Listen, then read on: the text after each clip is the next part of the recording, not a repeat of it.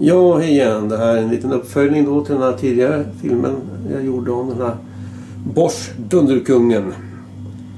Bosch utfärdade en arbetsorder åt de som installerat den här, så att det kom 2 gubbar hit och tittade på den här och de försökte dra i den och ändrade del på rördragning i den, och de lyckades få ner det här grundljudet faktiskt en del. Det kan man se om jag använder den här mätapparaten här.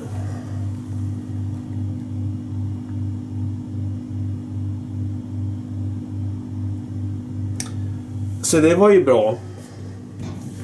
Och det innebär ju då också att ljudet här utanför blir också naturligtvis tystare. Grundljud. Man kan fortfarande höra det här om man går i hallen till exempel. Så kan man höra det.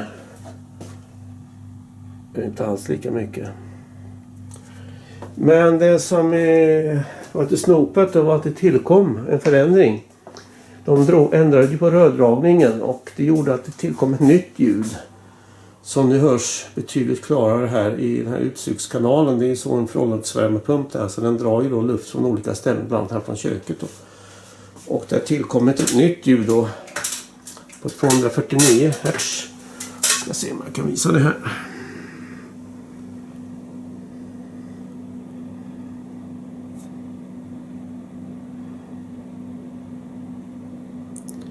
Det är några andra frekvenser där också.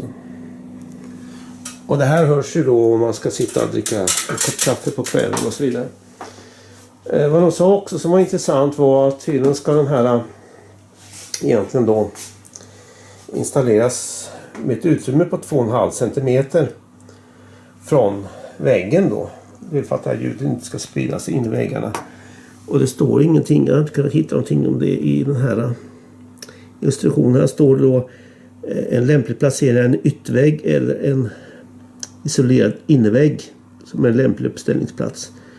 Men det borde stå någonting om det här 2,5 cm, men det kanske de inte har skrivit, därför att då får de ju problem med sin reklam här när de säger perfekt för utbyte då. De pratar på här om att det går att ha det i de flesta hus, men är det så att man måste ha 2,5 cm extra avstånd då från väggen, så blir jag ju tvungen att bygga om i mitt badrum för att få till det här utrymmet.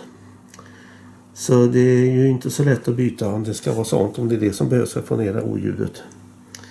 Och jag tycker också, det pratas väldigt positivt i reklamtext i för sig, men det här med, dessutom har vi byggt in smarta lösningar för att undvika oönskade ljud i värmesystemet och så vidare. Och, ja, det ger ju intrycket av att det skulle vara tyst, men det man kan förstå av det här är ju att den ska inte installeras på ett sånt här ställe där det är tunna väggar. Den är kanske effektiv och då bör man kanske kunna ha den i en källare eller något annat ställe där man kan bygga in den.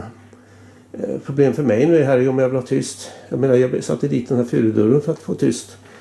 Jag kunde dricka en kopp kaffe i lugn och ro. Då kunde jag stänga den och få bort det här grundljudet som var rätt högt. Och nu har det minskat, så nu behöver jag inte stänga dörren på grund av det. Men sen har ju det här nya ljudet tillkommit då, som hörs genom den här.